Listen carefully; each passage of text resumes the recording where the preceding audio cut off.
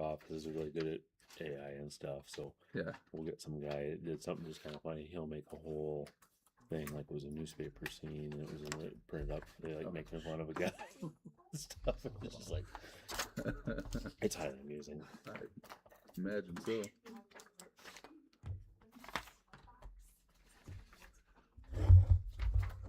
Oh, there we go. Now the audio's working. All right. Thank you.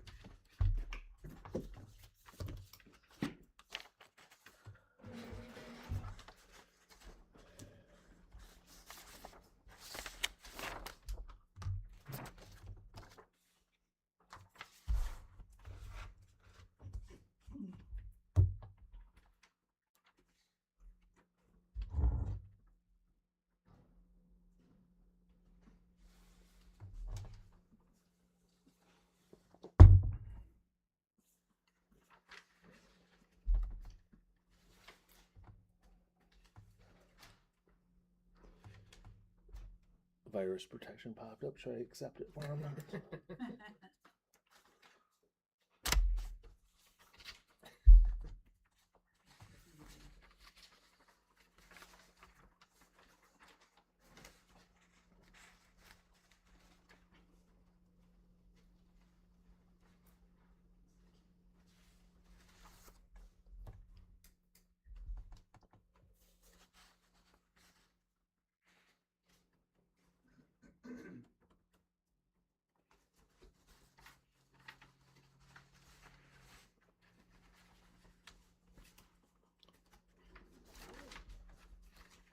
So close.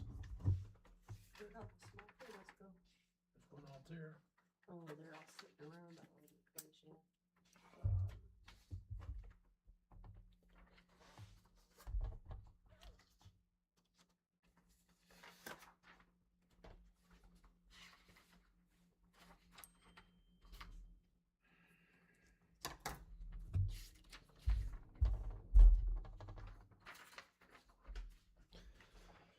All right, it's 6 o'clock. We'll call to order the Banks Township Planning Commission meeting, and we'll start with Pledge of Allegiance. I pledge allegiance to the flag of the United States of America and to the republic for which it stands, one nation, under God, indivisible, with liberty and justice for all.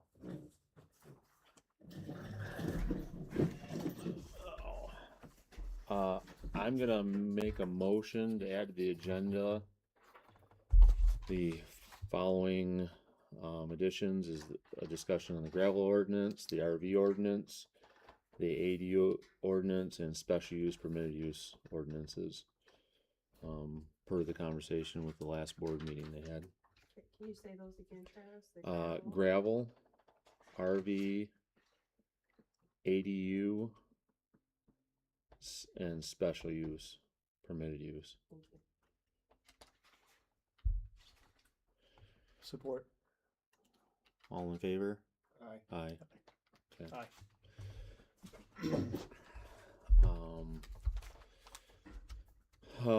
Any additions to the minutes? I know Patty had a addition that was added, which the posted notes.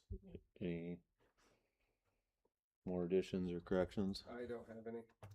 No, same. I'll make a motion to approve. Support. All in favor? Aye. The only announcements or correspondence I have is from the planning or the Antrim Planning Department. Reference a setback change of ordinance, which they approved.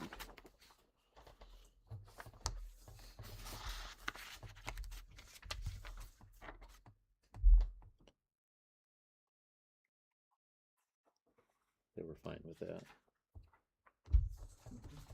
Okay, anything, Tyler? No, that works for me. We'll open up for public comment with 3 minutes per person.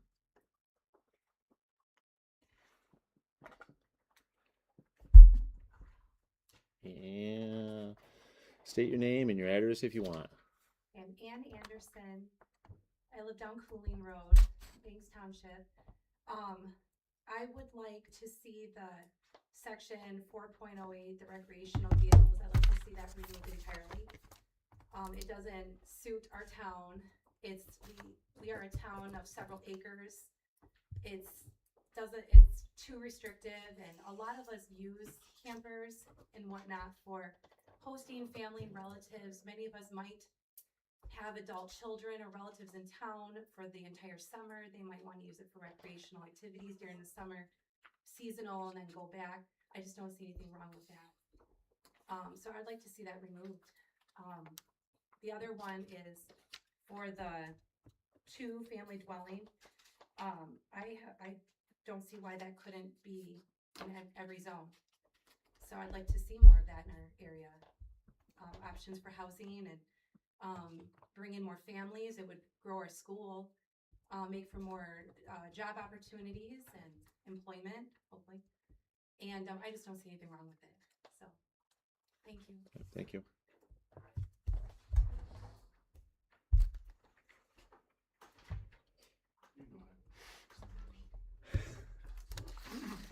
I'd like to speak on You, the your name. subject of the Can you tell setback. your name for the report? My name is Don King. I live in Banks Township. On the subject of setbacks, I understand that there's policy to change the front setbacks from 35 to 20 feet in all the agricultural and CR zones. I think that that's a very broad brush approach to probably a small problem. And perhaps those areas where there are older homes that were near the roads before the roads were roads, they were just trails. Maybe those areas could be designated as a new zone, such as something like legacy residential, where we can apply those setbacks to those zones individually. I don't think that the entire township needs to have those setbacks changed. That's all I got about that. Thank you.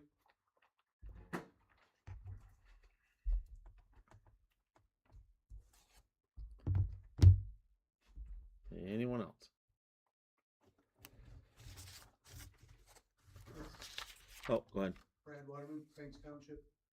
I just wanted to, I guess what I would like to say is, zoning or no zoning, when it comes to, okaying a 180-year mining facility, the dumbest place to put it is at the mouth of the chain of lakes, because that will affect all of our neighbors, everybody's water. Just mentioning it, I'm not against a small gravel pit, but 150-year mining facility at the mouth of a chain of lakes is a dumb idea. Just my thoughts.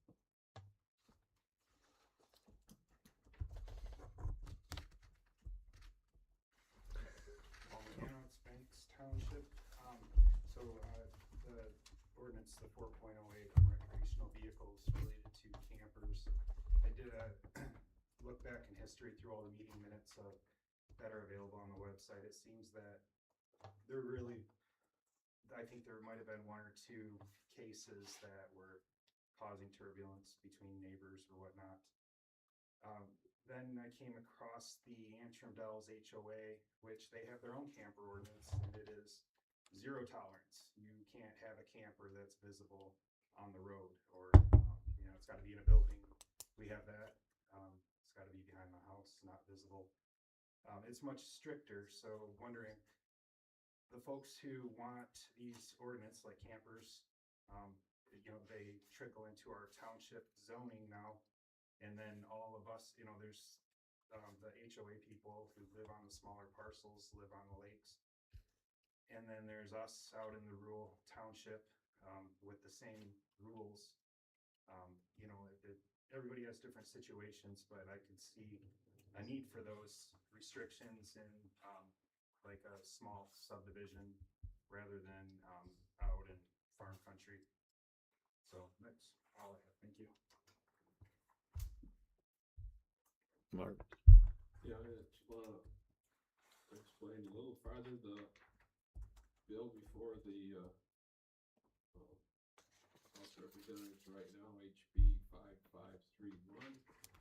says duplex by right, creates a statewide definition of duplex, mandates duplexes are a permitted use in any district where single-family residences are allowed and not subject to any procedures different from a single-family residence. So, just wanted you to be aware of that. It's working its way through the House. Who knows if it'll make it or not, but they're talking about it.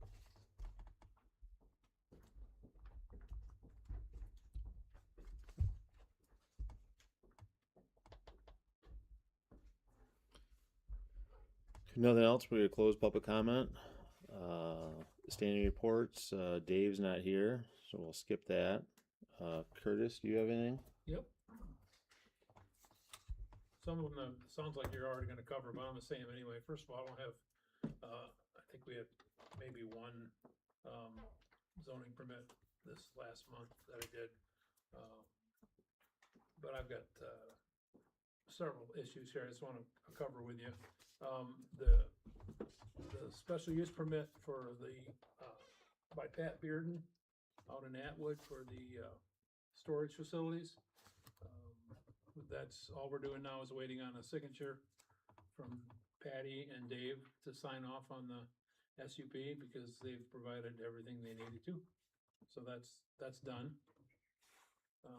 We'll give them a copy of the signed SUP. Once they sign it, I'll take a copy, I'll scan it, I'll throw it in the file, and then it's there. If anybody has a problem with it, they can check the file. The situation at Friskies, Friskies Acres, that is now been completed. Signed off on a zoning permit just because I wanted a vehicle to, or a way to document it. I did that today. That allowed for the change of use out there, so that's done. Two things I would like to see happen in regards to the master plan. I would like to see us strike the swimming pool, any verbiage having to do with swimming pools, because I've been beaten over the head with that so many times now that it's not an ordinance, but people seem to think it's an ordinance, that we can't do it, so get it out of there. I think if there's anything that has to come with swimming, in-ground swimming, we're not talking about above ground anyway. But an in-ground pool is gonna be something that's gonna require a permit by the county, I'm sure, by the building department. And so it'll all go through them. At that point, they would say, hey, did you give them a permit to do that? Sure, we don't have a problem with it. It would be no more than an accessory, at most, like an accessory structure, okay? I'd like that right out of the master plan though, if we even get to that, because right now there isn't, we have no ordinance against it. Okay, so I'd like that struck, maybe we can put that to bed. I also think the talk about adding the septic tank pumping on every sale of every property in the township, that should be struck out of the master plan. It's none of, we have no way to police it. That's something that should be taken care of by the county and the health department. I don't think we should be burdened with that. It's just not, that's stepping out too far, okay? How in the world are we gonna, we don't have the infrastructure or the staff that's present all the time to be aware of every sale of every property that goes on in the township.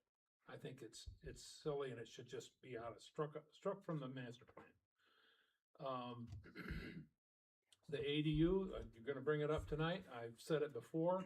I think the ADUs as a special use should be moved into a permitted use because all the requirements are stated in the ordinance of what has to happen in order to approve an ADU. And if someone does everything that's in the ordinance for that, it's going to be approved. It needs to be approved. It shall be approved because the only thing you're adding to it is a public hearing whereby all the neighbors are gonna be notified. I don't think that should be an issue. I mean, even if you have someone that's applying for it, they're doing everything they're supposed to do, and your surrounding neighbors don't like you for doing it, that's not gonna affect anything. You're still gonna be approved. So I think that should be moved as soon as possible. I don't know if that takes another public hearing to change that, when you change the ordinance. I think it does, but I think that should get moved up post haste. I have something I wanna run by, first of all, I think the duplex issue has already been referred to the township board, hasn't it? Not, this is what Oh, this is for this, tonight, yep. the setback one was. The That's setback, already been yeah. pushed forward to them, so that's out of this committee. So,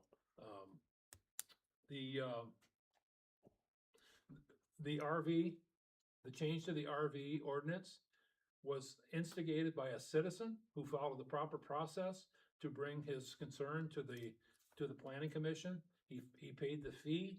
He offered the language, because that's what's required. If you wanna change it, you as a person needs to bring the language. It's not up to the planning commission to come up with language that suits your interest. Okay, so that was all done properly. That's what got everything started on that. I say that for reference. And then, I have an issue, I have something I just want to clarify with you guys. That's the planning commission in regards to pole buildings. Let me get it back up here if I can. Section 4.04 on accessory buildings. There are six notes in there. Number 4 reads, in the agricultural and conservation districts, an accessory building shall be allowed as a principal use building. And then there's a grammatical error because it goes on with the sentence, needs a correction. There should be a period after that. And then it should say, it may be used for dwelling purposes only as an accessory dwelling as provided in this ordinance. That's problematic because if you're gonna make it, if there's no residence on the property, on the parcel, it can't be an ADU. Okay, so there's something not right with that. Okay, now, if you're gonna build a pole building on your property, it can be like a barn dominium. If it's going to become a residence and part of the building is then still accessory use, that's fine and good. But I'm talking right now about just strictly a pole building, okay? On a vacant piece of property. I've had 2 calls today on one piece of property that wants to know if they can do that. And in reading through this, it's confusing. I think that the reading of that, I'll now repeat it, in the ag and CR districts, an accessory building shall be allowed as a principal use building, period. That would say, if this piece is in CR or in ag, you can build a pole building, which is, we're basically talking accessory building, even though there's no other, it doesn't support the previously listed permitted use. That's how it's phrased later on under each district, zoning district. But to read this, it would say, yes, you can do that in ag and CR. Number 5 goes on to say, in all other districts, which would be basically, you're talking R1, village, an accessory building shall be allowed as a principal use, provided it is contiguous to a parcel of land under the same ownership with a primary structure. Okay, so in R1, if you've got another piece next to it that's vacant, you can put it up, but it has to be connected to your original one. So that's where I'm seeing a difference between how the township sees the R1 district as opposed to the ag and CR. So, do you agree with how I'm interpreting that?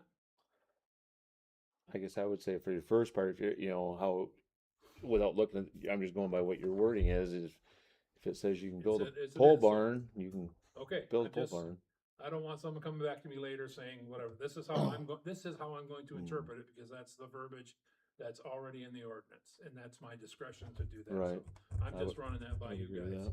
There's also a couple typos in there, and I'll pass them on to Julie. I don't know who makes minor typo changes, but I'll talk to her about that. Other than that, I don't have anything else right now. Okay. Can I ask you one question, Curtis? So while we're starting to talk about changing some things potentially from requiring a special use to not requiring that, just becoming permitted uses, why would Dearden with that storage thing need a special use permit to do what they wanna do out there in Atwood. When it's village zoning, it's commercial. Because that's how it's listed in the ordinance. If you, these things are permitted in the village, and these are permitted if you go through the process of making sure it's okay with the planning commission. That's the difference. I would suggest that, given what came out of the board, that everybody on the planet, and Patty and Dave aren't here, but hopefully they could do this too. I would suggest that every one of you in the next month, read through all six, all nine, 8 or 9 districts, and look. You don't have to reread the permitted, they're not changing anything on that, but just look at the supplementals below that and see if any of those make sense, that they really don't need to be there. I would say that most of them do still need to be there, because if you want to put in a campground, hey, that's a lot more, there's a lot more to be discussed on that, right? If you're gonna put in a new golf course, there's some things that's gotta be, addressed. And so I would ask that you all look at all the supplemental ones in there and see if they make sense to you. That will address what a lot of the complaints in the township, that, well, we're too restrictive and you can't do this and you can't do that. Look at them and make an personal assessment, say, yeah, that one makes sense, that makes sense. And if you find some that maybe are questionable, we'll bring those back for discussion to say, maybe we look at that, just like I basically did with the ADU. Because to me, that makes all sense in the world to move that up. So that's what I would suggest that we do, Richard. Okay, thank you.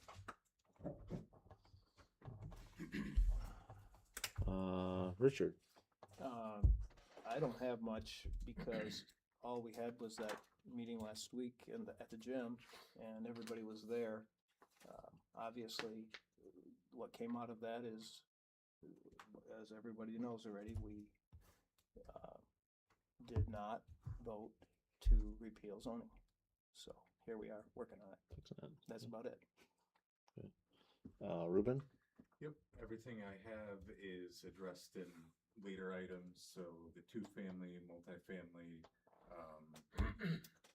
zoning ordinance draft amendment here, the master plan, and then other discussion on other potential zoning ordinance updates too, so, we'll get to those later in the agenda, I think. Otherwise, don't have anything, new for this month.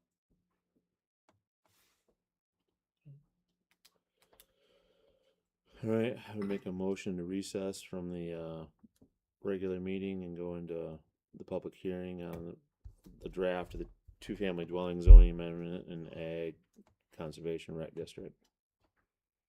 I'll support. All in favor? Aye. Okay. So now we're open. That's what Patty gave me to read. Public hearing format. Public hearing is being held in order to receive public input on the topic as stated in the proposed agenda. Information to the planning commission to consider relative to this topic. To help us move things along in an orderly manner, a few guidelines have been established. If you wish to provide comments, please raise your hand and be recognized as your turn. Share your name and address if desired of residence for the recording secretary. Each person will have one opportunity to address the commission and are asked to keep remarks under 3 minutes. Comments for this hearing will be limited to the proposed ordinance only. General public comment time for other items will be provided for during the regular meeting, at the beginning and at the end of the meeting. This is an opportunity for the public to speak to the planning commission to listen, and the planning commission to listen. As such, members of the planning commission will not be engaging in dialogue with members of the public. Please be respectful of others at all times. That will open for public comment on this.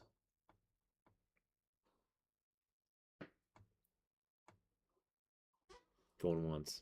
I have a comment. Oh, go ahead. Curtis Bushman, Banks Township. I am against that.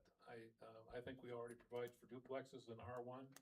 David made the comment before, well, it's not like people are gonna go out running out and start building duplexes everywhere. They can't afford to build a house, much less a duplex. I don't see duplexes being dropped in R1. I think we've already got that covered. And I personally, against the idea allowing duplexes in those other areas. My comment. Thank you. Jesse Anderson, Banks Township. I wanna mimic what Curtis said. I'm not for it.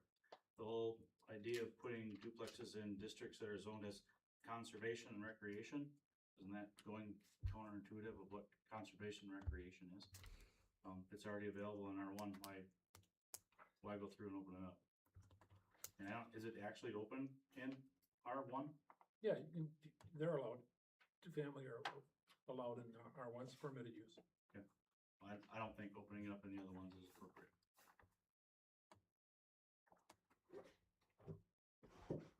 Personal, Candace Hooksma, Banks Township, Atwood. I like duplexes. I don't have a problem with them. I don't know where they belong, but there's some nice ones out there. Annie Anderson, Banks Township. I will still stand by my statement that, I have no problems with duplexes, and I think that is an affordable housing option for young families or anybody to come here, and I just don't see a problem with it anywhere, so. Sure, Paul McCann, Banks Township. We lived in Wisconsin for 10 years, and it's a different world over there in the towns.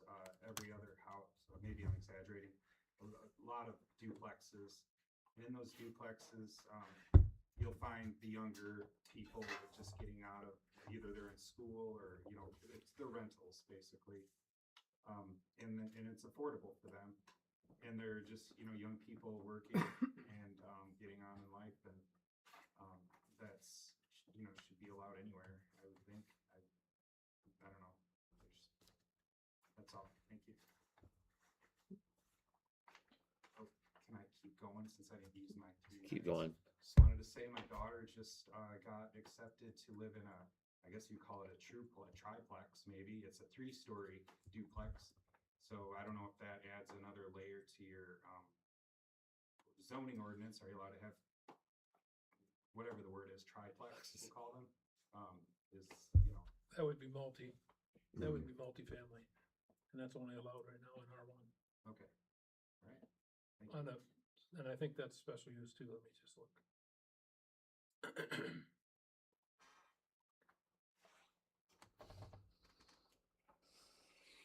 Yeah, is there any discussion among the board? I Yeah, think, it's- do we have to close Special approval. public hearing? There's a- Just Any- wanna make sure we're doing it right. So, Any other comments? Okay, I'll make a motion to close the public hearing and return to the regular meeting agenda. I'll make a motion.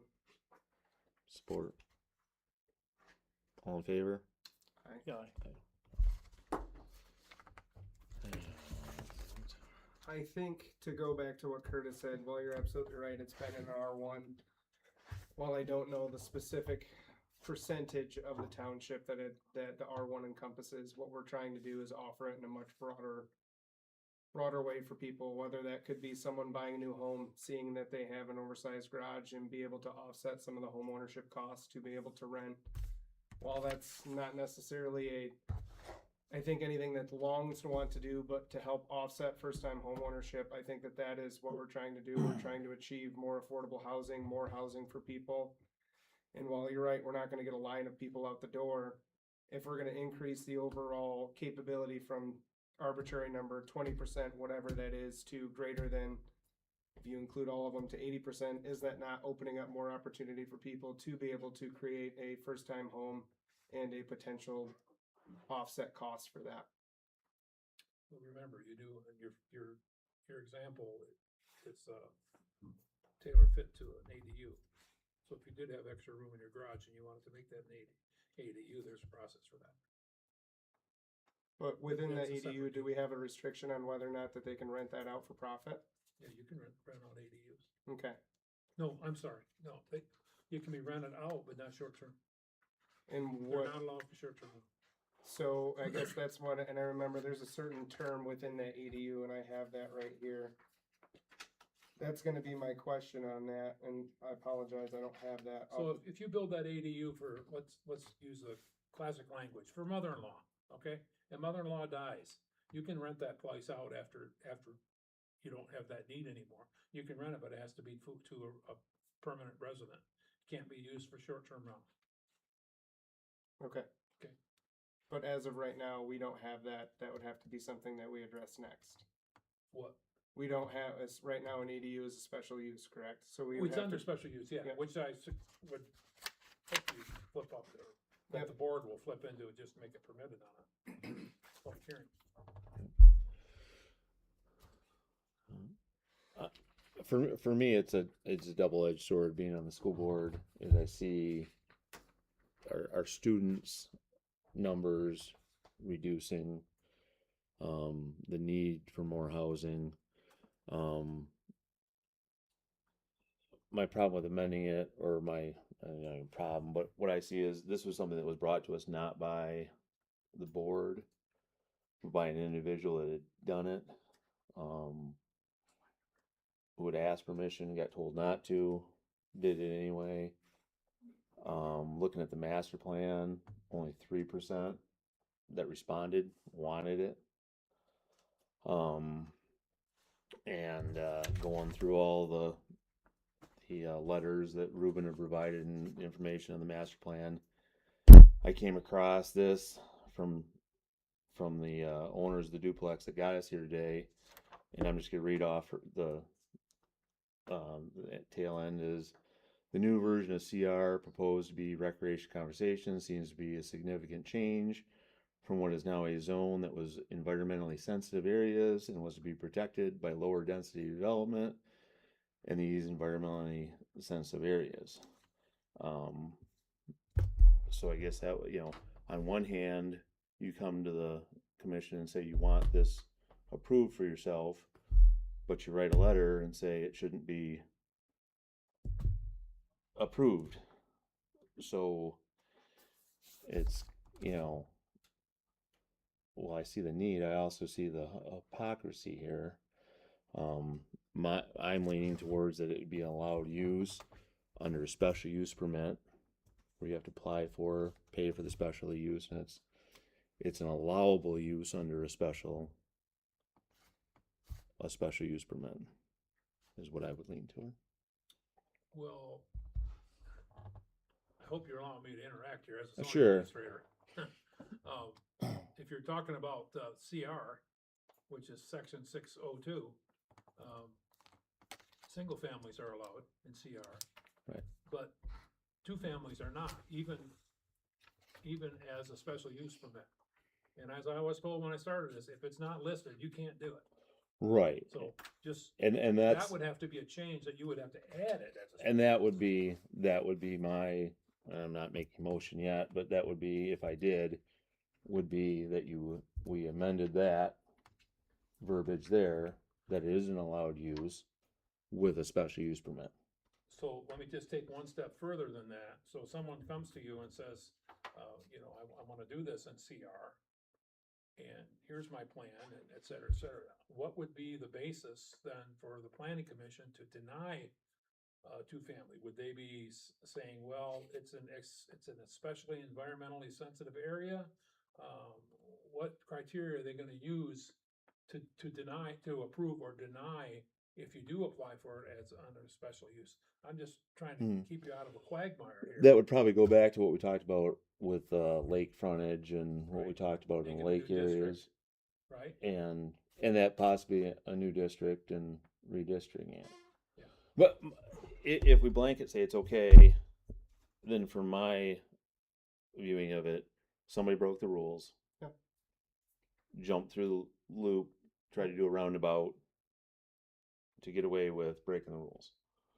And this blanket, if we approve it, where you can do it, everybody can do it, is somebody that got told not to do it, did it anyway, and there's no accountability. my only qualm with that is that there's been word before that this township is not what you have, it's who you know, or something along those lines. And aren't we flipping the script in the exact opposite of stating, that's my only concern here, is that we're kind of playing we're a little bit of a hypocrite there, is that we want to change things, but now since they did it they didn't do it the right way, and now we're not allowed, and I get where you're going, but my second question to that is, once you switch the ADU to being allowable use, what's the difference between the ADU and the two-family dwelling? Aren't they gonna fall under the same blanket? Well, two-family dwelling is typically one structure. But An ADU is typically a separate. And now it can be attached to it. It can be. correct, It's so listed in there. that's the thing. It can be. It can But- be. So what's the defining difference there? That's my question, is what's the defining difference if we change the zoning ordinance that we have now? What is the difference There's- between a two-family dwelling, and I can tell an you, ADU? I can tell you part of it. Part of it is size. An ADU with one bedroom, it can't be more than 800 square feet. Yep, Okay? With two bedrooms, it can't be more than 1,000. yep, Okay? I don't know, you're a builder, I'm not. I don't know what typical sizes of square footages of duplexes are. Maybe they're under that already, I don't know. But there is a size, specification listed for ADUs, so that's one, could be a minor change. I have to echo Travis too. I've been frustrated by this. I really don't like this tail wagging the dog thing. I just don't, and I'm sorry. I have no animus in here toward the people. I don't, but it's just, are we saying, well, yeah, this came out, but we should have dealt with this a long time ago, and then this wouldn't have been a problem. We didn't. It didn't come up until the issue was forced, and it was forced. I mean, this is something that was addressed at least three or 4 years ago, and it's in the minutes that it was addressed. And then to have it go on and then end up causing this, I say causing this problem, maybe it's not causing a problem. Maybe it's shining the light on a problem that we can address and fix. So there's two ways to look at that, Yeah. And I'm really not picking a side, although I'm probably leaning towards the one where I don't like the reactionary move, that every time someone has a particular problem, one particular problem in the township, that we end up throwing the whole thing out. You can go back, and I'll say it, you can go back to the setback issue. That too came out of one thing, one event that was brought on by the owner.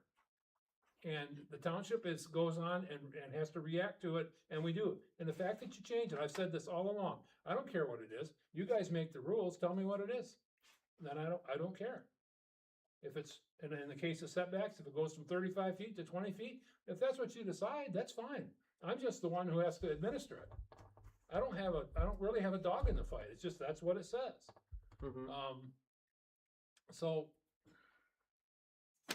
I don't know, I just don't like, maybe that's the only time change ever happens is when someone has an issue with it. And so, I see that argument. I would say can see that that argument. argument is why we're here where we're at Right. today. Unfortunately, and I think I had sentiment towards this particular instance, not allowing it for the sole purpose that how you did and went about it is wrong. But I think at some point, us as a township is gonna have to sit here and look at and say, we need to forgive the sins of everything that's happened, and we need to find a path moving forward that best suits what's in our master plan, what's brought to our township, and invite the change that we've been begged and pleaded with for the most part to do. It's called amnesty. Well, I guess I look at it too is if we've got somebody, if you want a duplex and you have to file for a special use permit, that's gonna help the township. Okay, because that's gonna be obviously taxed differently. Yep. So you're not gonna get people sliding it, okay, 2 years, oh yeah, it was allowed use, but you didn't tell anybody. Yep. So you've been paying less taxes on your duplex that you've been paying double for, or charging double to rent out. That special use permit covers that too, because now you have to have that special use permit. Now we know it. Now you're gonna be taxed accordingly. Yeah. Richard, Travis. you had your hand up there. Yeah, a couple things.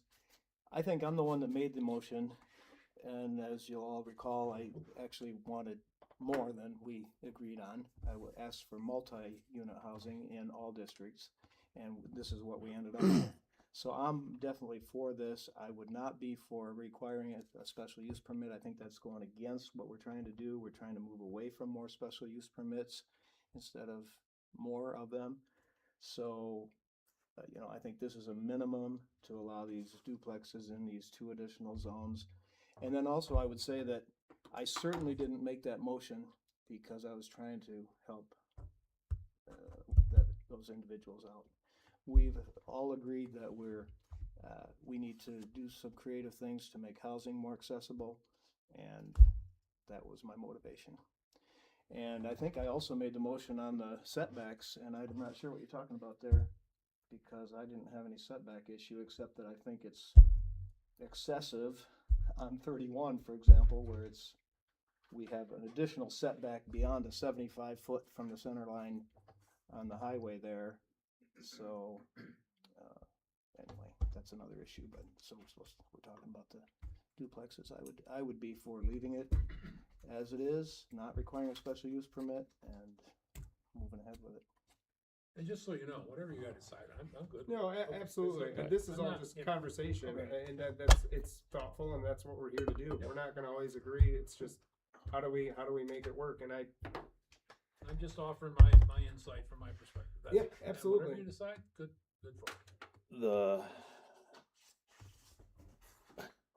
I get that's the phone calls I get, the people stopping me is that's the perception is a former member of the board did something and there was no repercussions, and that's anybody that's talked to me about it is yes, while there might be a need, is why did they get to do that, and did they use their position to get away with it? Whether that's what it was done, I'm not here to say that, but that's what anybody that talks to me about it is. That's what is their perception of, the do as I say, not as I do. Yep. And this person gets to do this, but this person doesn't get to. it's a crapshoot. Right. Yeah, right. And on the other hand, we certainly don't want to avoid the topic now because they did something wrong.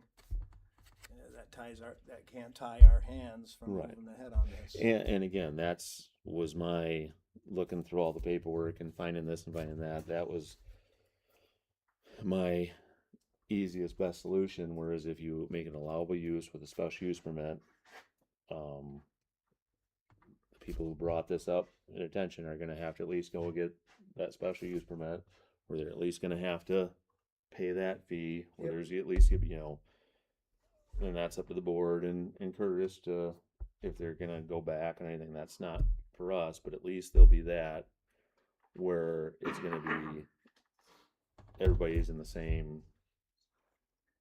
treated equally. So there would be no, well, they got to do this but now I got to do this. Yeah. No, you're going to have to go back and file your special use, and it's allowed use. So you pay whatever, I don't know, whatever the fee for that with the board is, and you apply for it, and basically it gets granted, but we keep track of it. You'll be taxed accordingly, and we move on. Well, And if I can just interject one more thing there. I think if you're gonna decide to go duplexes, you just make it a permitted use in those areas. And back off from the special use, because it is gonna be more burdensome, it's gonna be a lot more headache. As far as notification of what's happening, to like the assessor, he's gonna get that anyway, because they still have to file a zoning permit. And it's gonna get filed, and Bob can see the activity that's going on. but did that happen with the case that brought us here? I don't think anybody knew that. I mean. Because they didn't apply for the zoning. Well, he went ahead and just. He just He did it built it, and then he extended Right. it into a duplex, really, without without. us knowing it. My thank you for proving my point. Well, He good did it. catch, He Ernest. did it without telling anybody. Yeah. How would that have changed if in that case, requiring a special use permit wouldn't have made any difference in their case? They weren't going to do that either. But if he would have, yeah, but now we're saying we're just gonna erase everything. And again, it goes back to, I don't have a dog in the fight. I'm not gonna put a duplex up. I don't personally like duplexes, just from my professional view of what it brings to the area the majority of the time. But I also believe if you want to put a duplex on your property, you gotta be able to do that. But again, the people that nobody has come to me and said, yeah, duplexes are absolutely great. What I get is, I don't really care one way or the other, but I think somebody's getting away with something. and I think that, as much as I hate to say this, I think we're gonna, to get, since it's out here now in the ether, we're gonna have to deal, you, not we, you're gonna have to deal with the whole Patty duplex Pecker. issue. Irregardless of what happened before. And I hate to say that. Right. I don't know that there's any way to go, to address that in retrospect. I think you're just gonna have to move forward, and if you do make it, if you do say, yep, it's gonna be an allowed use in CR and ag, along with R1 and village, it will change the township a little bit. That'll change the makeup of the township a little bit for those that do go in to these other areas. Is that minor? Probably. Right. But it is a move forward for the township to say, okay, we're changing a little bit now, because now, before we didn't do this, but now we're gonna at least allow this. So maybe that's a positive thing. I mean, there are people here that think that's a very positive thing, and I don't discount that. So, but again, I would suggest you not go the special use permit on it. Just decide if you're gonna allow it or you're not, and then move forward with that.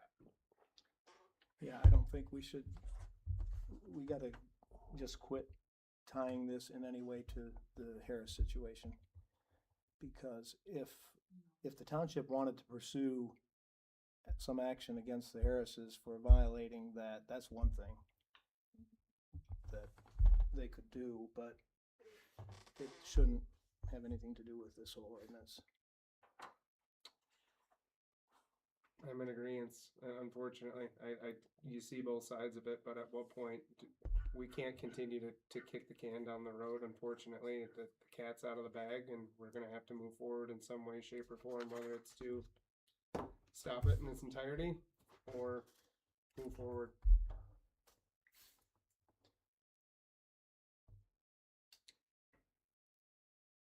Well, all So- that said, Right, so you drafted up the proposed, Yeah. the duplex thing to go to the board, correct? That would be a decision that you all could make tonight, like Okay. to forward it on to first the county planning commission and Right. then the board. So I think there's a motion that got forwarded with the packet for that. There it is. Somewhere I've got it. Or if you all wanted to wait till next time where there's all five of you. they wanted us to have We a got meeting. yelled at by They the wanted board, us so. to try to accomplish something, so if we can pass something, I think we should. The board, it's gotta go to the board anyway, and it just slows everything down. I'm trying to find that too. Shouldn't be that hard. I couldn't get it to print today. I have it here if you guys would like. me Yeah, to go. please do read it. I make a motion that the Banks Township Planning Commission recommend approval of the proposed amendment to zoning ordinance articles 3, 6, and 8 pertaining to two-family dwellings as presented in the draft amendment dated March 2026, and forward the amendment to the Antrim County Planning Commission and the Banks Township Board of Trustees for review and consideration in accordance with the Michigan Zoning Enabling Act. Would you like to make that your motion? I would. He just made I it. would second that. Okay. We'll do, roll call. Tyler? Yes. Yes. Richard? And I'm no. It passes by majority.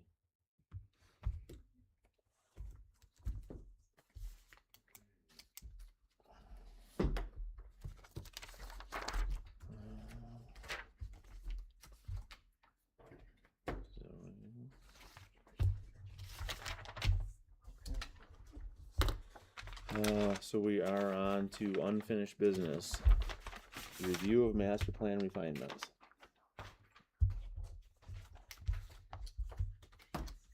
It does look like, Ruben, do you want to give an update on that, since you did send a revised master plan from the previous? Yep, I can. So included with this month's materials is an updated draft of the master plan based on all the comment that we'd received over email and at the hearing last time. So that was at the February 10th public hearing, and then everything that I'd received over email that the township had received. So I've incorporated, there's 2 pages of comments where I've noted things where I've incorporated those into the master plan document. So pretty much all of those are sort of minor adjustments. Things like spelling, typos. I've removed the note about swimming pools. That's no longer in the draft. I think that was something from the 2019 plan that we just kind of carried forward, but seeing that there's no desire to do that, took that out. There's a couple things about restarting the Breezeway task force that we took out because there were just some conversations that there was no desire to have that in there. A few other things, a few kind of technical or factual notes about what exists in Banks Township, invasive species that we received. I'm trying to find one more here that I had in mind. There's one other recommendation that we just mentioned earlier in the meeting that wasn't relevant to Banks Township, so we took that out.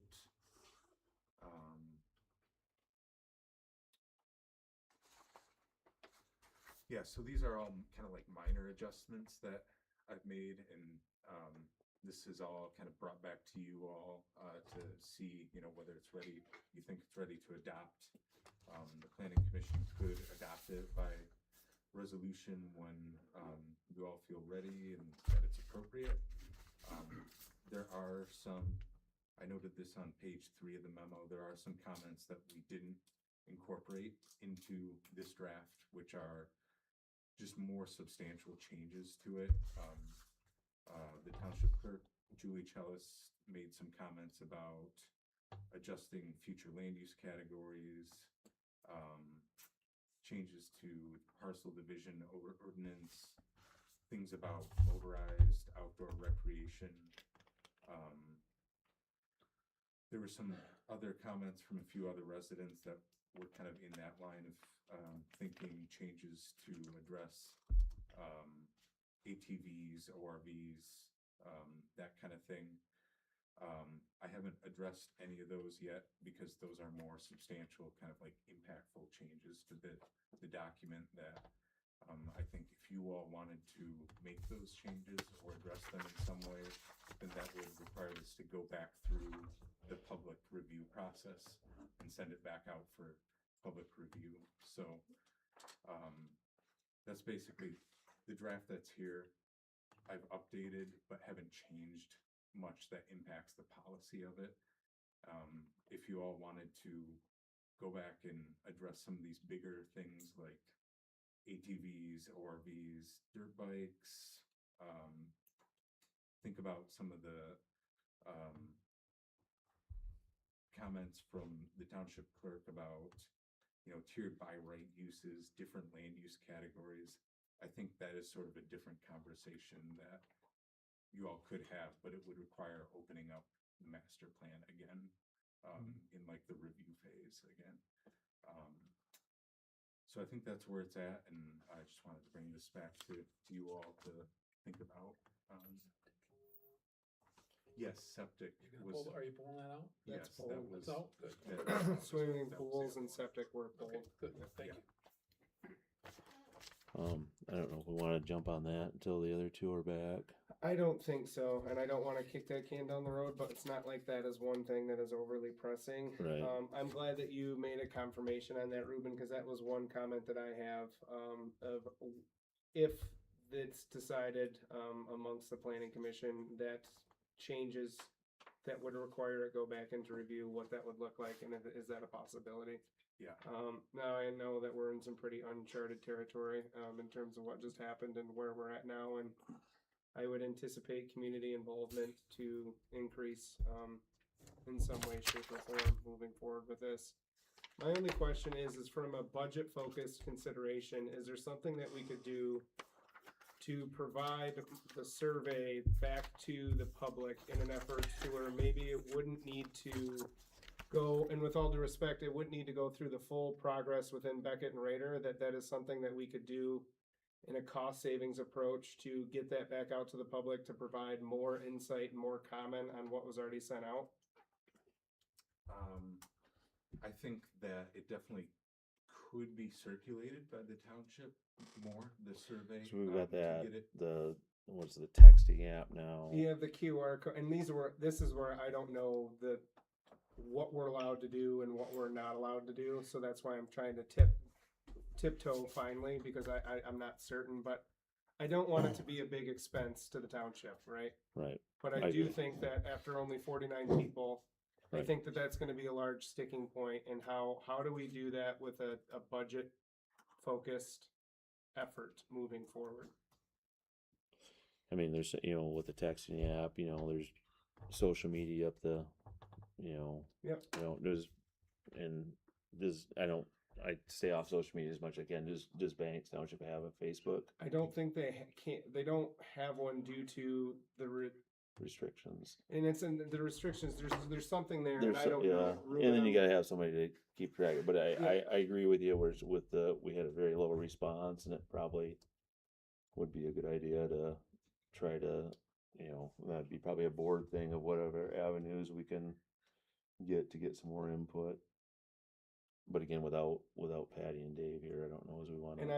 I don't wanna push that, Right. my only thought would be, is there a way that we could create very simply a rough cost estimate of what that would look like without requiring too much cost from the township in an effort to do that, and what that would look like?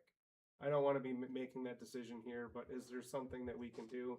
And maybe we table it until Patty and Dave are here and we have that conversation amongst the full commission, and I think that would probably be even better yet, but just know that that's where my mind went to in sharing those thoughts. I'd be happy to take that to the board, just to get some thoughts, because we'll be meeting in a couple weeks. So then that could be before our next meeting here. And I agree that I don't wanna do anything big on this, the rest of this board here. But, I would like to, we all received, something from Marv Rubin. I'm sure you guys all saw that. And I think that's worthy of some serious consideration. I look at that and, man, I just like it a lot. I think What was that? You didn't see it? Mm-mm. Okay. Did you try to get it to, I'm sorry, I'm not supposed to do that.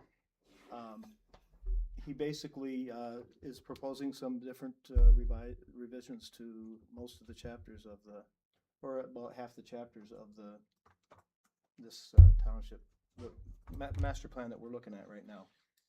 And so I think that's something we should consider further. We'll kick that back to the So board. everybody should have plenty of time to look at that if we're tabling it for now. Yeah. Okay. But I think we should. I think it nicely captures the sentiment that, we really wrestled with this zoning thing, and obviously it was defeated 3-2, repealing zoning. But along with it, there was a very clear, really the argument that won the day for that vote was, we want to change zoning significantly. So it starts with the master plan, and I think it's a good opportunity. I see this as very concise. It lays out the principles and the guidelines nicely, the philosophies, without a lot of unnecessary gobbledygook. If we want to do some of the, maybe some of the pictures can still be used, but we could simplify this a lot. This is about 14 pages, but it doesn't address, it only addresses about half of the chapters.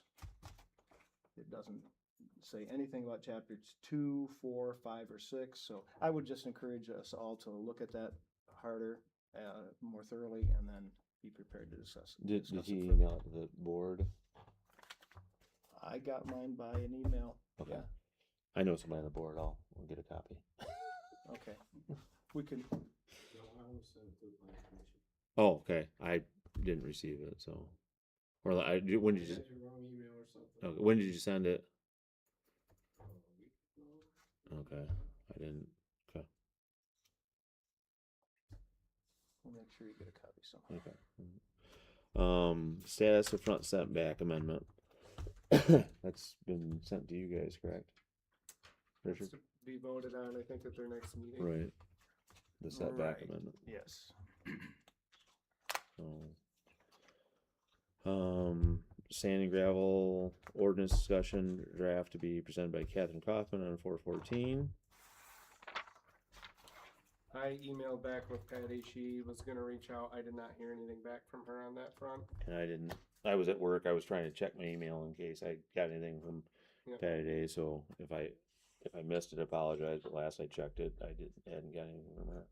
Yeah, I had not seen anything on that front as of yet, and I don't know, as if the three of us, as much as we're on a time crunch, I'm well aware of that, I do think that it's gonna take more than just the three of us here today to really start going through and ensure that we're doing things and not spending time that's not well used moving forward. If we know that we're supposed to be getting that revision on 4/14, I would just think that it would be best to table that Right. until we get to 4/14 and then be prepared over the next five months to make some changes. And that's why I added all this stuff to the agenda, so it's, now it's old business instead of new business, so. New business, resolution 3 of 2020 propane tank placement.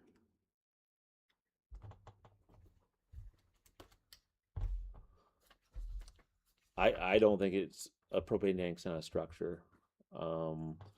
Looking through some of the stuff, the township has received, I know there was in Atwood, somebody filed a complaint that cement pad was too close to the property line, and well, it was just a cement pad, so that's not a structure. So it was right within like the 5 feet of the property line, and the person who called about it said, well, it's not a structure, it wasn't a issue, Yeah. and I'm don't have, again, I was at work today, so I didn't get time to print all this stuff out, but I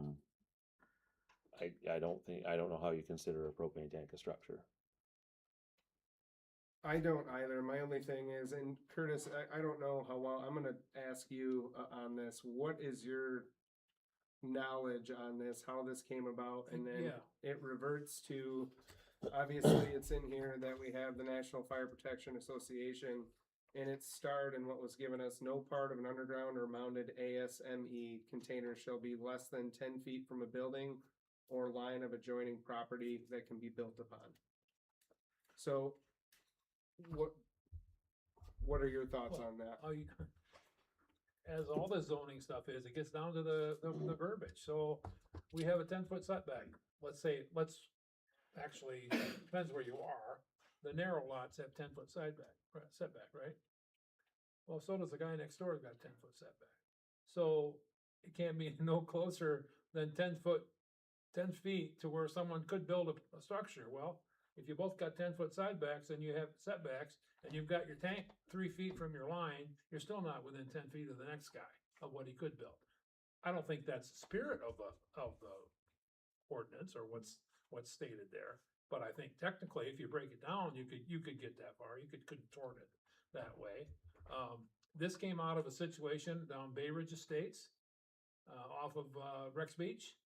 This was about the time or just before I started taking this on. And I believe the gentleman that was here, that wasn't you, was it, Don? It is Was me. it you? Yeah, it was Yeah. Don's. He commented that has it been moved? Did you end up moving it, the tank? No. Okay. Now, Well, go ahead, finish, since I brought you in. the initial complaint was about encroachment when the tank was placed on the property line and 6 inches over onto her property. That was remedied the next day. Gotcha. But then the issue was brought to the board that she wanted 10 feet more.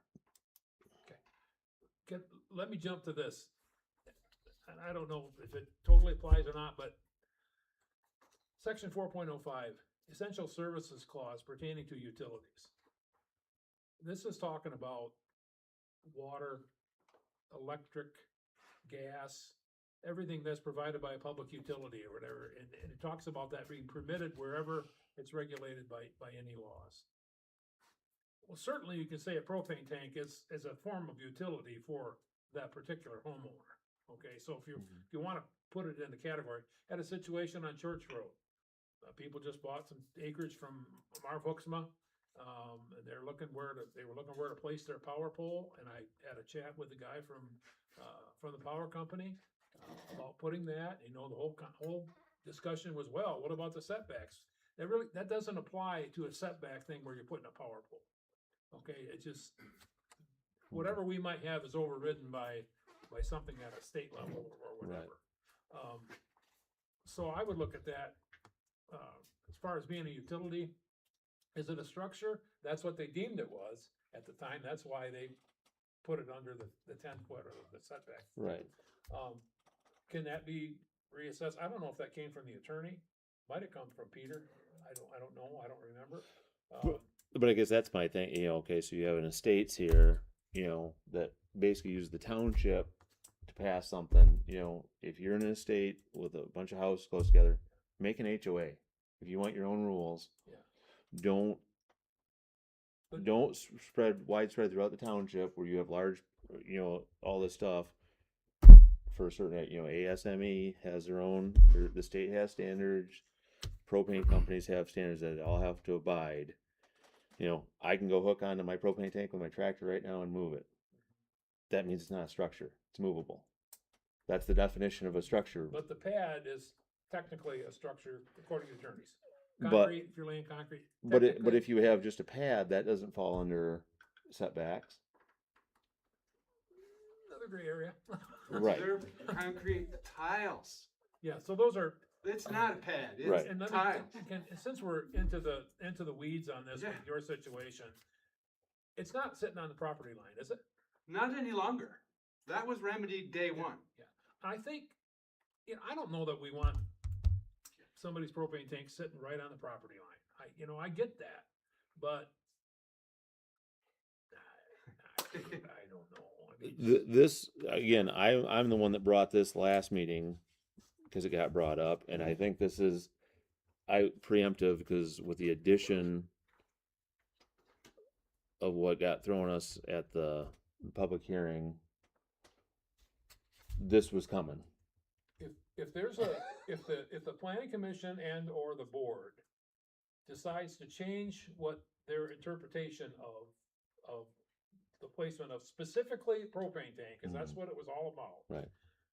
If that decision gets made and gets communicated to me that, hey, that's not how we want you to interpret that, I work for the township Right. on that. And if it's something that's not so clearly defined that you can go right into, you can find it word for word in the ordinance, then I think that's legitimate. If you made that the collective you, okay, or they made that decision at the time based on the information they had, does that mean that they haven't rethought it or can't revert back to what was before?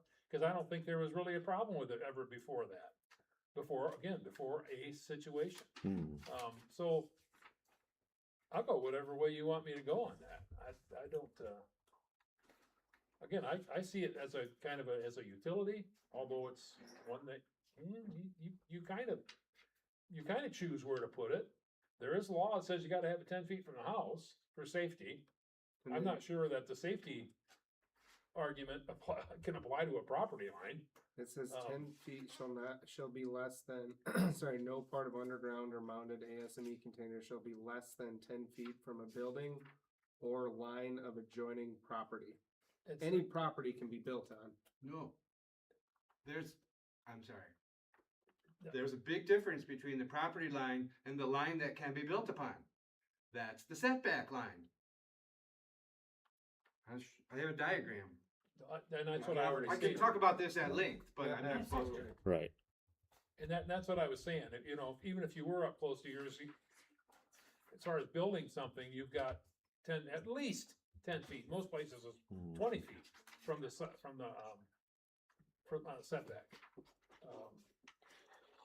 I don't know how, it doesn't seem to Well- me like we'd want our township, ordinance to be in conflict with something like the AS, whatever the acronym was there. Yeah, And I think I can see the wisdom.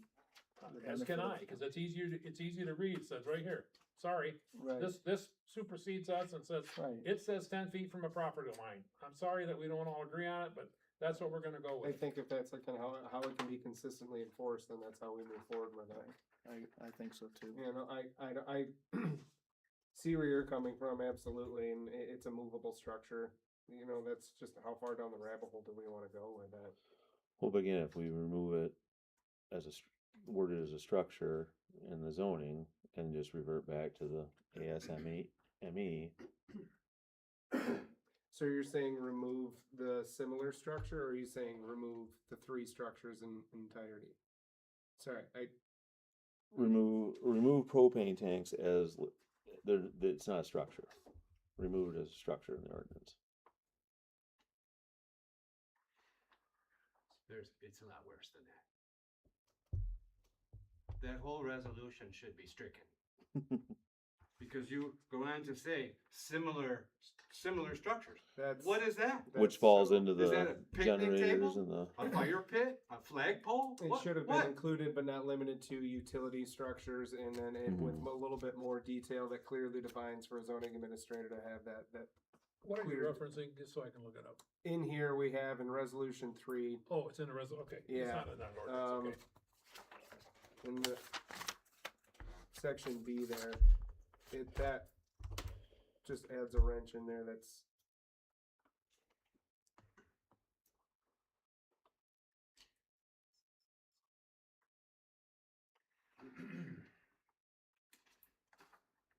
I don't know why you wanna be in the business of managing propane tanks. he doesn't. The industry has a Bible, NFP 58. Mhm. That's, Very that's their job. You shouldn't even have to concern yourself.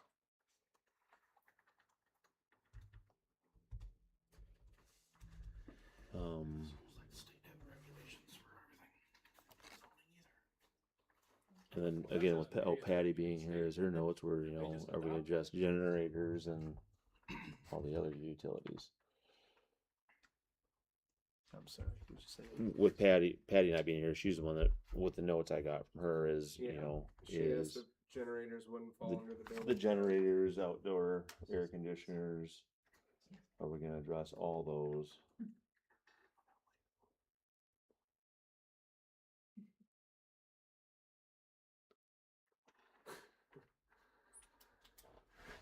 Which I guess my thing with those is that's causing noise. Yeah, So you're causing where propane, you know, and again, this was what was one of the issues that came from the clerk, that she got complaints on it, that she thought ought to be removed, was the propane tank as a structure. And I didn't, you know, that's how I took the conversation, and it wasn't an issue with the other ones, because again, I think you're totally different animal, because again, the air conditioner is gonna cause noise, generator's gonna cause noise, Yeah. propane tank's not making any noise.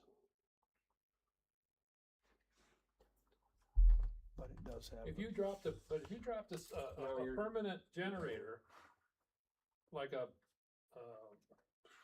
generic, big one, Mhm. that's a structure. You cannot Right. put that on a property line. That's Right. gotta be within the setbacks. So, I mean, you have to abide by the setbacks for those. Right, that was my point there too. Even, you know, if you're saying it's not a structure, it does generate noise that could, you know. Yeah. And depending how good your generator is, how loud it is, and Well, and I'm talking about permanent set ones. I'm Right. not talking about. right. Somebody, yeah, I know what you're talking about. I think, to me, the propane tank is a very real potential hazard. So I think it's a good thing. I wouldn't want my neighbors putting that on the property line. That should be back from the property line a little bit.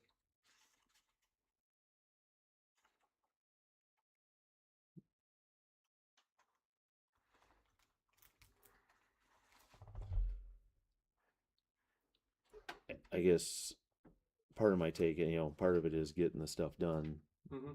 but also is having a full commission here too. And if we've, Yeah. because there's no reason we can't knock everything out in one meeting once we got it on and discussed about it.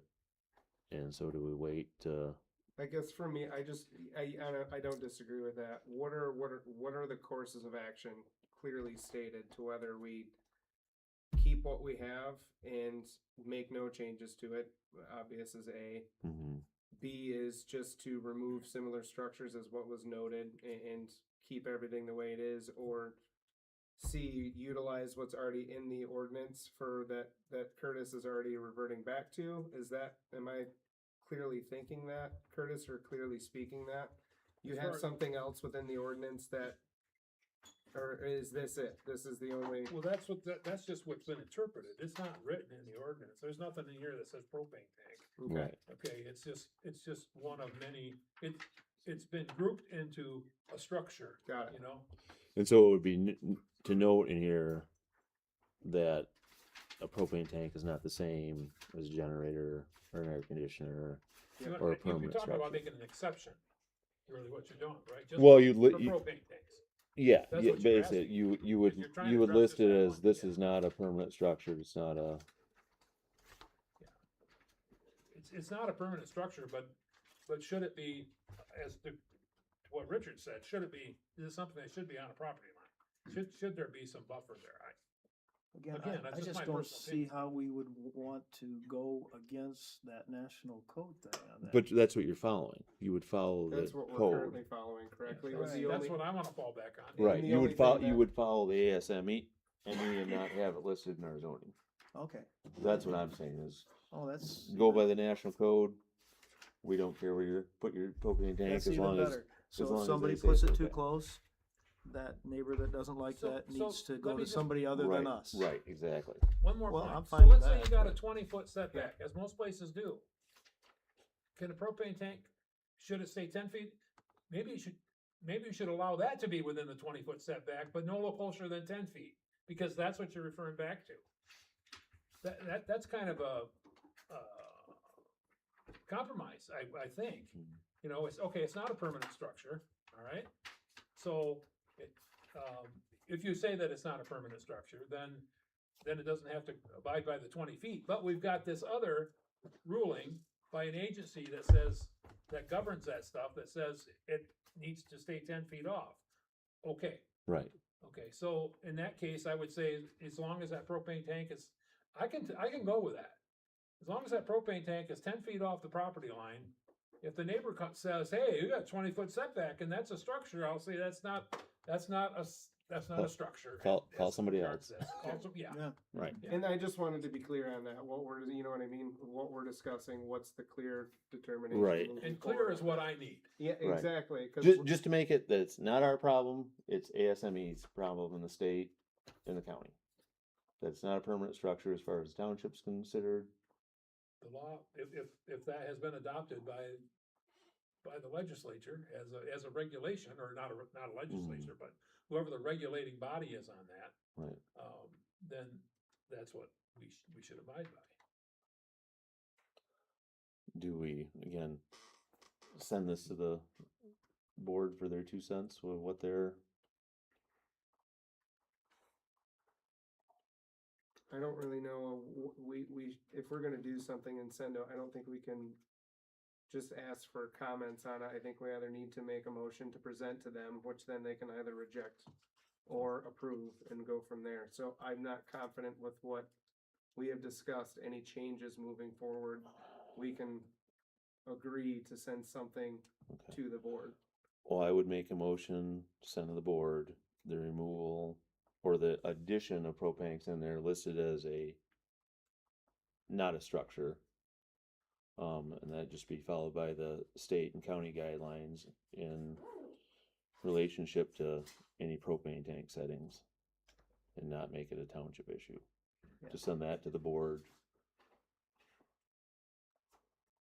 yeah, I would second that. I agree. If we've got another I'm not disagreeing, I'm trying to work through this in my entity mind. already I'm not sure if I governing worded that, that we right, don't but- need to mess with it. That's great.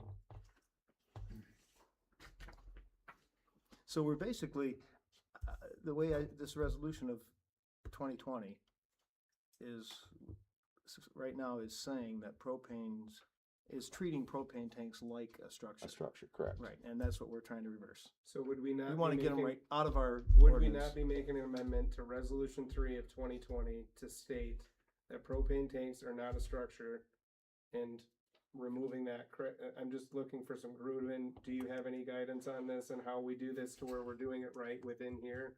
Yeah, I think it would either be an amendment to the resolution or a new resolution kind of in response to resolution 3 of 2020. We can think about just the right way to put that, but it would need to go to the board. But the board would make that resolution. Yeah. and pass it. I'm moving forward with you, Travis. I just want to make sure Right. we're doing this right. And it's, I think it's a nice opportunity for us to knock another thing out, and it's gonna go to the board anyway. Right.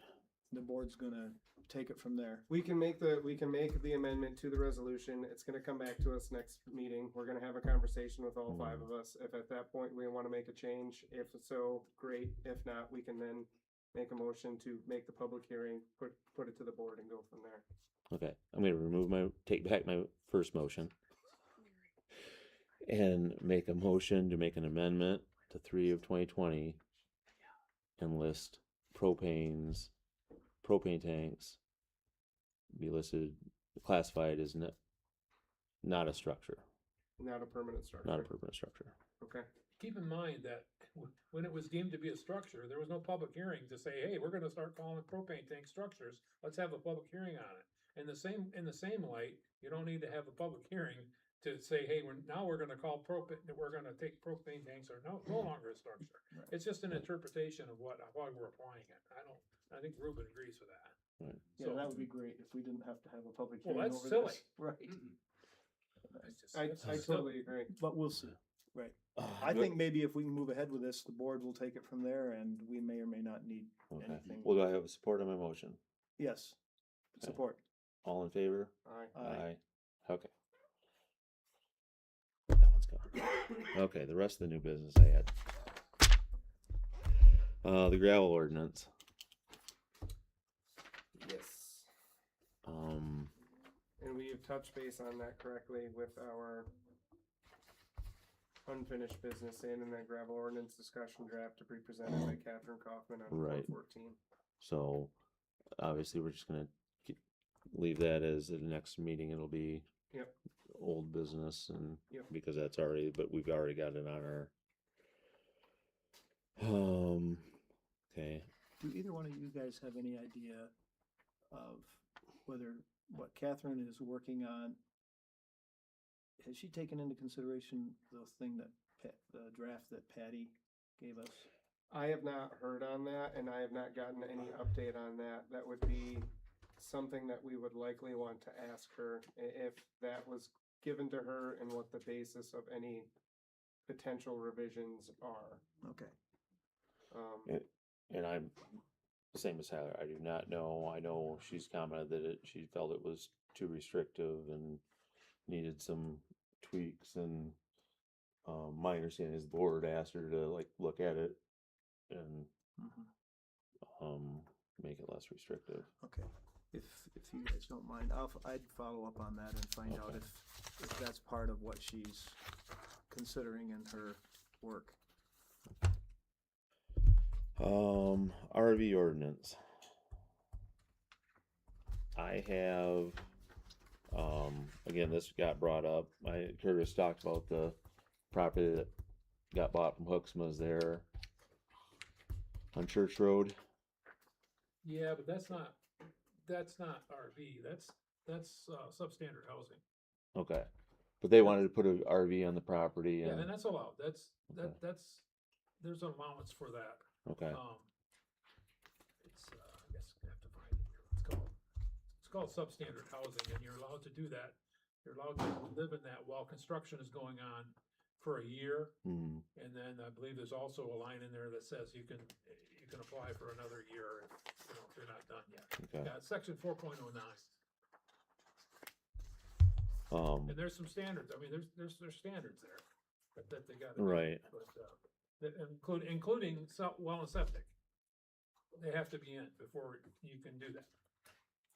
Before you can apply for the, Installation of septic and water shall be constructed and maintained in accordance with the standards and materials installation recommended by the health department, shall precede occupancy of substandard dwelling. So I know in her case, I've talked to Shannon, that has to be in before they can pull their RV out and start living out of it while they're building the house. right. Again, without a full panel here, I'm not, but I did, and I, again, was at work, didn't have time, but I did kind of come up with a rough, I didn't print all the copies off for a different RV ordinance that kind of address like hunting if you're up during the hunting season, because I believe there's certain time frames where RVs are allowed in the 45 days. Can I just give a quick synopsis of what that is? Go for it. Of what it is? So after a couple of years of battling this, going back and forth and trying to satisfy everybody, and again, this came out of Mr. Mike Comito, bringing it forward and wanting to see a change in the ordinance. Was that, and where does he? Has a place up by Antrim Dells. That's what, right. Okay. And this is what we ended up with. Broke it down to less than an acre, 1 to 3 acres, and then over 3 acres. And then that correlates with how many you can have. You can have 1 on less than an acre. You can have 2 on up to 3, and you can have up to 4 on more than 3 acres. You can't go to 5 because now by the definition of state, you're a campground. So we can't do that.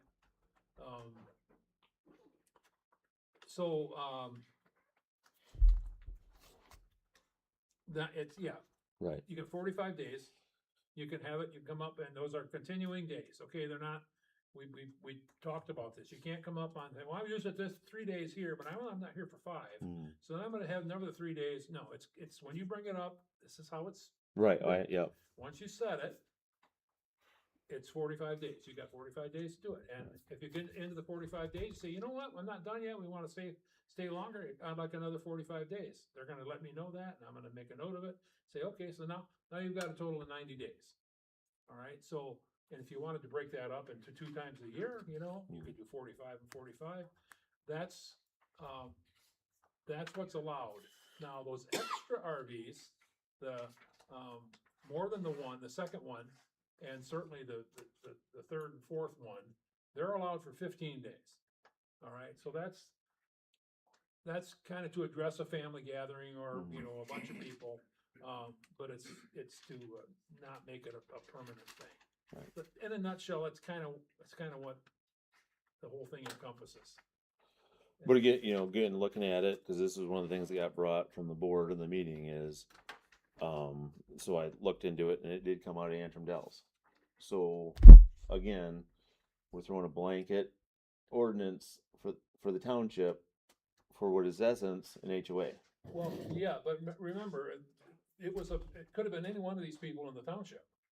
Could have come to the board and said, hey, Right. I'd like us to look at this. I understand that, but it didn't. It came from an association. No, it came from an individual. In Antrim Dells. Yeah, I think it's probably. That's looking into this. That's where it came from. Yeah. So we threw a blanket ordinance for somebody who's in essence in an HOA. Where if Antrim Dells wants to do an HOA and do that, go for it. They can, and They can, but they don't want to. They wanted the township to throw a blanket ordinance for for me. I got 120 acres. If I want to have a family reunion and my family wants to come there for the summer and camp out, why can't I have 17 campers on my property where nobody can see? I've got unless the neighboring property who's another farm or a pallet mill could see it, but I'd be in violation to have, or 6 campers, I'd be in violation on 120 acres because somebody in an HOA didn't like the It name. wasn't the HOA, Trevor. He lives in an HOA. If he wants to have rules, then go to your HOA. Don't blanket the township with rules. This encompassed Right. more than that. And the other end of that spectrum was a piece on the lake of less than an acre that had many RVs on it at different times in the summer, Mhm. which was causing great consternation of the surrounding property owners. And so, that was what propelled this too. We need, we're gonna do this, this is gonna fix it. And the long circuitous route to get to the end of it, and we finally did, and it's over. Now, let me also say, if you wanna go through and throw out the whole RV ordinance, I don't care. I don't care. Mhm. I don't care. If somebody somebody has a lot lake, or a lake on the lot, and they bring in their family and have a whole bunch, that's an issue between them and their neighbors. We have other ordinances. Right. We have a blight ordinance. We don't have a noise ordinance. People might think we do, but there's no noise ordinance. But you're a cop. You're gonna, Mhm. if there's disorderly things going on, your compatriots are gonna respond to that, and they're gonna deal with it, right? Oh, you can't drive a new car off the lot without me finding a reason to stop you. So I don't care. That situation that we dealt with is done. They have whatever their legal, the judge's ruling on their situation. As far as I'm concerned, that's pretty ironclad, no matter what we do as a township. I don't care. I don't care how many you have on your property. I just don't. Right. And it's other people in a case like this that want to, have a say in how you enjoy your property. I certainly see that side of it, and I don't care. Throw the whole dang thing out. Call 2 years worth, and because we spent 2 years on it, that's a sunk cost, right? Doesn't matter what we do now, that's a sunk cost. I ain't gonna change nothing. So if you wanna pitch the whole thing, I got no problem with it. But It I sure wanna makes it say a lot one thing. easier for me to administer. There were a lot of people that came to all of those meetings and the public hearings. So there were a lot of people on the other side of that need to be, their opinion needs to be heard too. It wasn't just, it went through, we did, not me, but 2 years was spent on it and there was a lot of public input. But you'll have to have another public hearing anyway if you throw it out. Right. So at that point, everybody can come back and have their say once again. Okay, it's 7:30, let's be this, ADU ordinances. I'm in agreement. I think that we should just make it allowed Allowed. use and remove the special use for it, make it simple. To me, it makes no sense to keep it as a special use permit. I'll tell you, Patty I'm- agrees too. I talked to her. I'm in agreement with that. But again, I think a lot of this stuff, I think we can breeze through it, cause we're gonna wait till the whole commission's here to, Is there a way that we can make an amendment to that, to allow it to turn that from a special use permit to a lawful use and bring that back to the next week's meeting so then we can vote on how to move forward? For accessory dwelling units, Yes. making that a by right. Yep. Accessory use rather than special use. Yeah, I concur. Okay, so I will make a motion to draft the language to change the Yep. ADU from a special use permit to a Permitted. permitted use. And that's my motion. second. All in favor? Aye. Special use, permitted use. Does that cover that? Like I said, Well, just no, look there's- through the list. There's some, there's been a suggestion that we would just make everything that right now requires a special use permit a permitted use. To You're gonna put a remove one cemetery more wherever you layer, want it? pardon, You're gonna put a cemetery I- wherever you want it? to make, Hang on. That's why I say, just look at what's Oh, there's- listed under every district as a supplemental use. And then decide if those are valid or not. Section in ag, for instance, subject to special approval. Churches, cemeteries, public campgrounds, you wanna make all those permitted uses? I think you ought to think real long about that. Okay, I think most of those things are valid. Kennels, that's also one. There's a whole bunch of them there. I would look at it and have you all draw your own conclusions and come back with a list of what you think could Yeah, go. could that be something that we request each commissioner to come back with I don't wanna put a number on it because then, you know what I mean, but come back with what you find to be, should be considered a lawful or permitted use. And then we can all come to the table with our list and start to have a conversation of what we agree on should be changed versus what we all disagree on should be changed. And I do have a list of, that was this, I didn't Okay. have time to make copies of what I came up with of, Perfect. you know, that, so if we can, you know, before the next meeting. Yeah. Send emails out and, I think and that would be bring, great, yeah. bring next meeting of what our thoughts are on that, of what can be removed. Yep. You know, like you said with the storage units, that's kinda common sense in an industrial Yeah. area, it Right. should just be an allowed use, so. Okay, Any yeah, that's other- good, that's good. Okay. With that, we'll open for public comment. Or, Yeah, just wanna thank you guys again for all your work. It's very commendable. I was on the planning commission for a lot of years and not quite 100%, but almost every change we made to the ordinance was a result of one person's situation. And that is how it works. And the one person doesn't always get what they want, but that's what brings the discussion and the amendments. The RV ordinance, a way to think about that, I think, is, what are we encouraging as far as use of land? Because if we don't allow RVs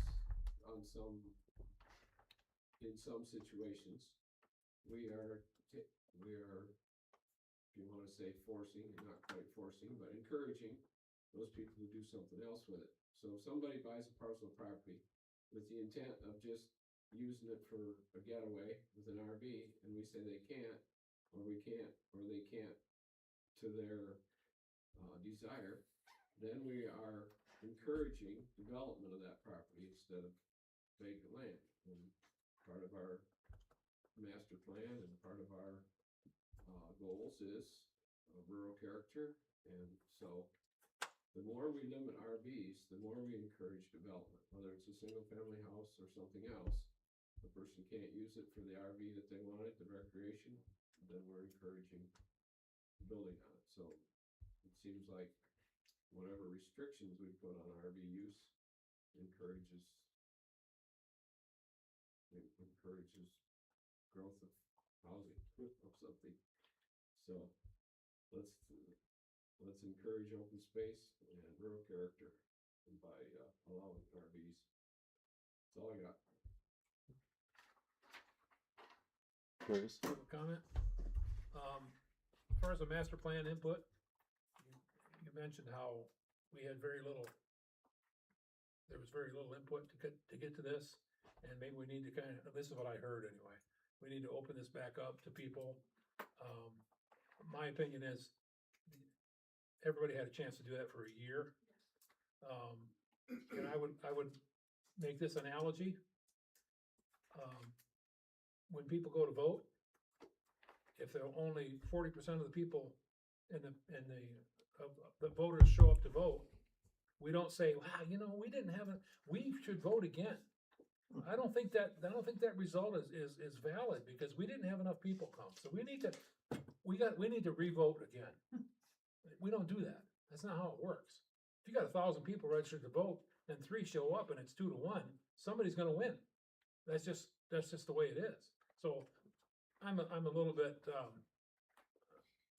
I'm not as uptight about I'm not as interested in reverting back and doing this all over again. If you want to put it out to the township and say, here, this is the result, this is the revised master plan, great. You can inform people, but the whole idea of coming back around again to seek input again, I just think I don't think so. And to Marv's point, that most things come about because of one person wants it, that's true. But often that's because someone has an idea about something and they think that maybe we should change this for an idea. It's not as often that someone deliberately violates an ordinance and then you come around and you change it. So I think those are two different applications. That's all I got to say. Okay, so that's a great segue. Don King from Banks Township. Thanks for addressing the issue of the propane tanks. I did not think we were ever going to talk about that again, but if I may, from the minutes from the board meeting of July 20th of 2020, the zoning administrator report. He talks about the blah, blah, blah, and then it goes on to a complaint on the placement of an LP tank on a lot line was received. Zoning zoning ordinance is not clear on these tanks as not described in zoning ordinance. Planning consultant and legal counsel will be asked for clarification. Fast forward, July, August, September, they finally came up with the resolution. Resolution 3 of 2020, which talks about how the township recognized that they have not diligently enforced certain setback regulations. That's Article A. B says the regulations regarding setbacks have not been enforced involving certain structures, not properly reviewed, and throughout the township, to wit, propane tanks, generators, and similar structures. C, the township, or no, I'm going to move on then. The resolution now therefore be resolved that the township shall, subsequent to the adoption, ensure that decisions concerning the enforcement of its ordinance with respect to setbacks to structures such as propane tanks, generators, and similar structures, exercise its discretion in considering the enforcement of the applicable setback provisions. It's still very wishy-washy, and the other structures is undefined. The township shall not be bound or influenced, blah, blah, such as propane tanks and generators. There are 3 mentions of LP tanks in this entire resolution that if stricken, everything could save face and keep their intent to manage the zoning more appropriately. That's all I got to say about that. Now, on the subject of whether one person makes this happen, this was one person's complaint that the township then spun on for 3 more months, required legal fees, when, in my opinion, that zoning administrator could have said to the person, National Fire Protection Code 58 says blah, blah, blah, that tank is no longer on your property. You no longer have a complaint. End of story.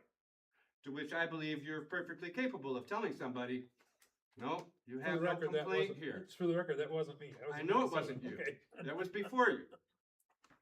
But, so that said, one person created a whole ordinance to make me a violator, to then send me a letter and tell me I had to move my tank, and I incurred the $75 permit before I said, wait, high school government said you can't make this illegal when it was legal last month.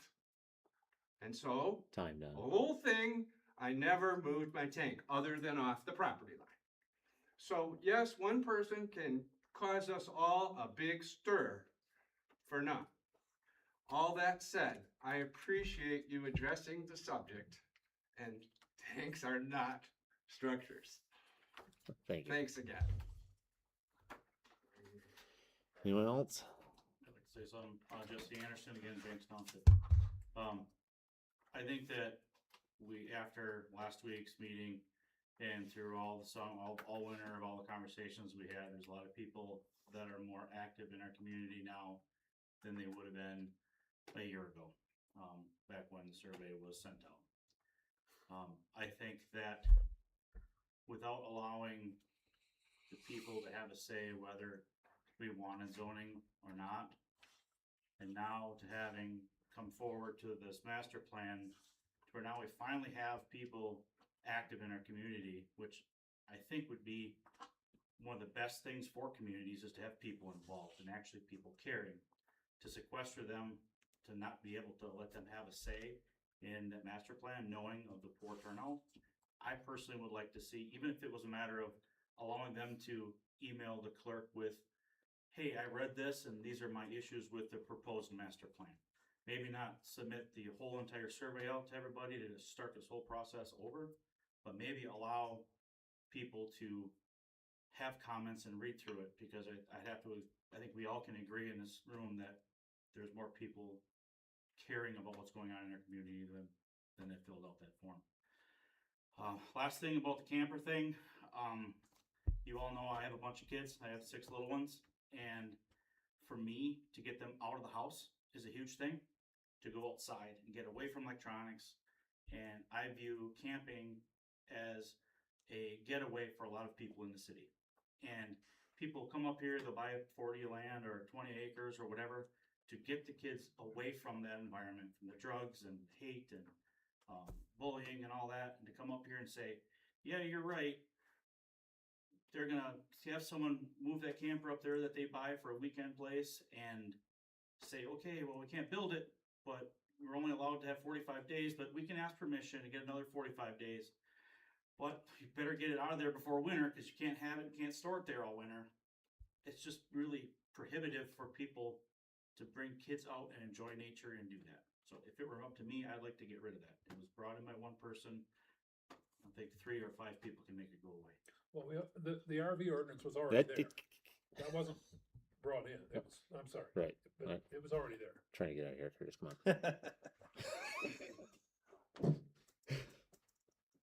All right, thanks, Jesse. Yep, I'm done.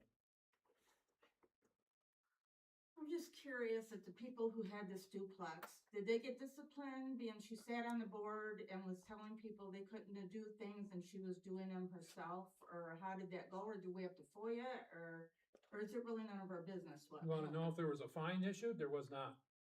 That's what I wanted to know. Well, you got your answer. Thank you. You're welcome. Is it too late? Is it too late to fine them? Yeah. I don't know. That's a board question. Exactly. It's a board question. It's above our pay grade. Well, I didn't know if it got swept under the rug or something. I'm No. just curious because she did sit there. Nothing got swept under the rug. Okay, thank you. Going once, going twice. Can't speak twice. No. Denied. I'll go. Oh. I'll go. Annie Anderson. I will second the RV thing. Personally, I have a very big family. We have a big family ourselves. I have a ton of family, and a family reunion for us would be 3 months, 4 or 5 months. But we go to Wisconsin often too, and we also dream about, like, wouldn't it be nice if we could just park our camper here and leave it here and not have to worry about it? And then all of Jesse and I and the kids always have a place to go, and we don't have to worry about buying a cabin or building one, and we can there. And it would be just a nice feature to have here. I don't see anything wrong with just eliminating that completely. So, and then if there's noise, which there is noise already with 6 kids, probably worse than a campground. I will say that. True. And we probably party harder than a campground too. True. But my point is that we have a noise. We can call you. Somebody can report us, and it'll get taken care of. If it doesn't happen in Gaylord, I don't care. We'll call you anyway. Yeah, right. Thanks, Annie. Anyone else? Okay, we're gonna close public comment. Do I have a motion to adjourn? I will make a motion. Support. All in favor? Aye. Aye. Next meeting is April 14th at 6 p.m.